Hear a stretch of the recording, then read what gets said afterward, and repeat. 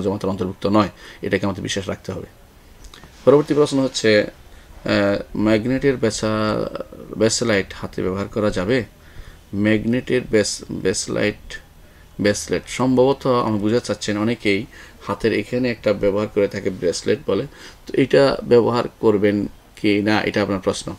এখন প্রশ্ন হচ্ছে এইটার ব্যবহার কেন করে, এটা জানতে হবে আপনাকে। আমি যতটুকু শুনেছি সেটা হচ্ছে ম্যাগনেটের কারণে অনেক সময় মানুষের বাত ব্যথা ট্যাথা এগুলো তাদের অবশ্য ভালো হয়, এই জন্য তারা করে, তারা বলেছে ম্যাগনেটের কারণে।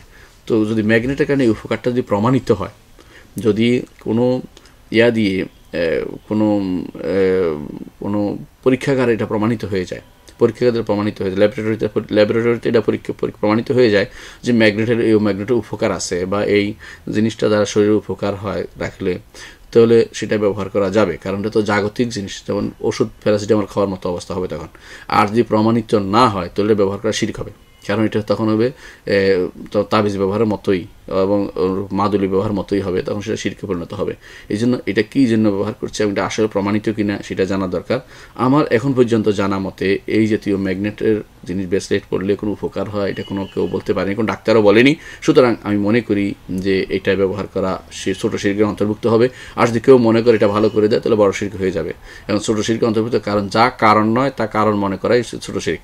তো এটা কারণ নয়, তার আসলে কারণ নয়, এবং কারণ হওয়া দুইটা জায়গা আছে। একটা হচ্ছে শরীয়তে প্রমাণিত হইতে হবে কারণ হিসেবে কোরআন হাদিসে বলছে, অথবা কোনো ল্যাবরেটরিতে প্রমাণিত হতে হবে যে বাস্তবে এটা কারণ হিসেবে পাওয়া যাচ্ছে। এই দুইটার বাইরে কোনো কারণ কেউ নির্ধারণ করতে পারে না।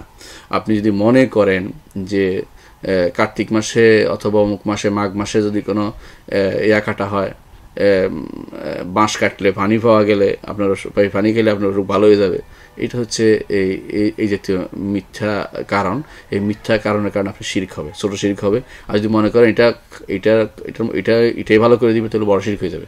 অর্থাৎ যদি কোনো বলেন যে আল্লাহ এটার মধ্যে সেবা রাখছে তাহলে ছোট শিরক হবে, আর যদি মনে এটা খাইলে এটার মধ্যে এটাই সেবা করে দিবে তাহলে বড় শিরক হবে। অর্থাৎ ছোট শিরক বড় শিরকের বাইরে যাচ্ছে না।